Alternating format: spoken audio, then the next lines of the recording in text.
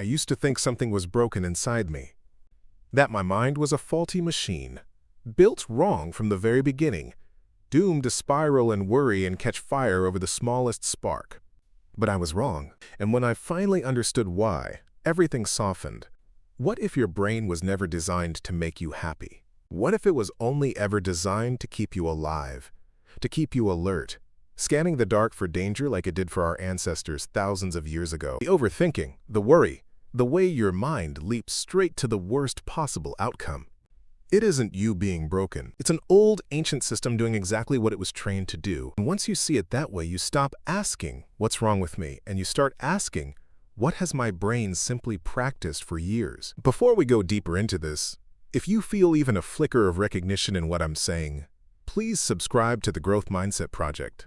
It costs nothing, and it means everything, because this is a community for people who are quietly rebuilding their minds. And tap that bell too so you don't miss the next reminder that you are not stuck. You are only unpracticed in a new way of being. Now let me tell you the truth that changed me. Your brain is not fixed. It is not stone. It is soft clay, endlessly reshaped by whatever you press into it again and again. There is a word for this, neuroplasticity, and it simply means your brain rewires itself through repetition. If you have spent years repeating stress, repeating self-criticism, repeating the same anxious spiral, your brain built fast lanes straight toward that pain.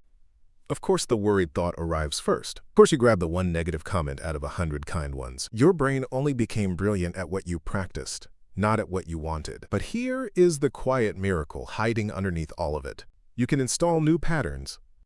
Not with one dramatic breakthrough, not in one cinematic moment of transformation, but with tiny, repeatable habits that whisper to your nervous system, "We are safe now, you can finally stand down." Let me walk you through 10 small doors into a calmer mind. The first habit begins the moment you open your eyes. Most mornings, your brain wakes and instantly starts hunting for problems before you've even had a single full breath. You reach for your phone, and your survival system snaps awake without your permission. Instead, sit on the edge of your bed, feet on the floor, and just breathe. Ask yourself 2 soft questions. How does my mind feel right now? And what can I be gentle about today? Just a couple of quiet minutes. That's all. And slowly, your brain learns that mornings are for grounding, not for panic. The second habit is about catching the spiral at its very first breath, not its 10th. You know that feeling when one small thing goes wrong and suddenly your whole day feels cursed? The trick is to notice the very first uh-oh thought, the first little hook, and say gently, "I see you, but we are not doing this story today." Then move your body. Stand up, drink water, step outside. You interrupt the loop with motion instead of arguing with thoughts that only grow louder the more you fight them. The third habit is what I call a joy rep. Brain is Velcro for pain and Teflon for joy, which means good moments slide right off unless you make them stick. So when something small and lovely happens, a sip of coffee, a patch of golden sunlight, pause and whisper internally, "This is good, let's stay here." Those extra seconds tell your nervous system this is worth keeping. The fourth habit saves you from the quiet exhaustion of decision fatigue. Your brain loves indecision, because as long as you're stuck, you're not risking anything new. So give it a rule. 3 slow breaths, and on the 3rd exhale, you choose. Not the perfect option, just the decent one. And then you move forward, even if your mind screams to go back into the loop. If you are somewhere in the middle of this list, and you feel that soft ache of recognition, that quiet "this is me" feeling, would you do something for me? Leave a comment below, and tell me which habit you feel your own mind needs first.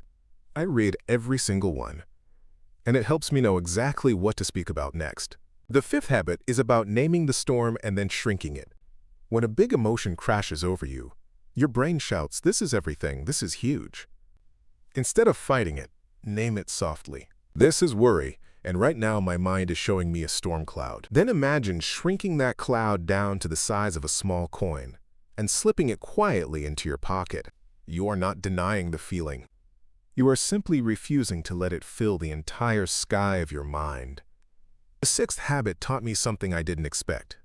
That your brain trusts your body more than your words. You can repeat 1,000 calming phrases, But if your breath stays shallow and your shoulders stay tight, your nervous system still believes you're in danger. So exhale slowly, like you're fogging a mirror. Let your shoulders drop, press your feet into the floor, and simply feel it. We are safe right now.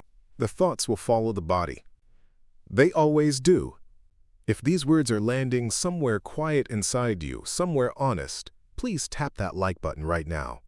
It genuinely helps this message reach someone else who might be sitting tonight thinking their mind is unfixable, when really, it's just unpracticed in gentleness. The seventh habit is a tiny boundary around your attention. Your brain learns that stillness equals stimulation if you reach for your phone every time there's an empty gap. So choose one boundary. No phone for the first few minutes after waking. No scrolling while you eat. Your mind will itch at first, craving that little hit of noise. But if you sit through the itch, you teach it that boredom is survivable, even peaceful. The eighth habit might be the most tender one. Talk to yourself like you'd talk to a tired friend you love deeply. Harsh self-talk tells your nervous system that you are unsafe, that another threat has arrived, this time from inside your own voice. So when you fail, imagine someone you cherish saying the same words to themselves. You'd never be that cruel to them. You'd say, "That was rough, but it doesn't make you worthless. Try again." Now say that same sentence to yourself, out loud if you can.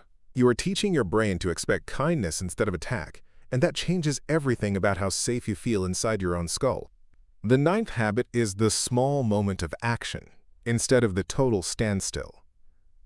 When you feel low, your brain nudges you toward doing absolutely nothing, convinced that stillness equals safety. But repeated nothing teaches your mind that you are powerless, and that belief sinks deeper every time you obey it. So pick something small. A few minutes of gentle movement. Clearing one surface. Writing a few messy, honest sentences about how you feel. Not for productivity, but as evidence, quiet evidence, that even on your flattest days, you can still move. The 10th habit closes your day with one loop, just one. Your brain hates unfinished things, and it will poke at them all night if you let it. So before bed, close a single loop. Send that short email. Put one object back where it belongs. Write tomorrow's few key tasks on a note, so your mind can finally exhale. It's like whispering to your nervous system, we're not drowning, we're moving, even slowly. Here is the truth I want you to carry with you when this video ends. None of this gives you a movie-style transformation. You will not wake up one morning and think, my brain is finally fixed forever. What actually happens is quieter, and somehow more beautiful than that. You notice the spiral ending a little sooner than it used to. You catch yourself breathing deeply without being told to. You feel a small moment of joy, and for once, you let it stay a little longer than a second. The brain you have today isn't your final version. It's simply the version your habits built, and habits can always be rebuilt, gently, patiently, one small vote at a time. So don't try to change everything tonight. Pick one habit. Treat it like a quiet appointment with the calmer version of yourself, waiting somewhere ahead. If this touched something real in you, go watch the next video on the Growth Mindset Project, because we are going to keep rebuilding this together, one soft, repeated habit at a time. And don't forget to hit that bell so the next reminder finds you exactly when you need it most.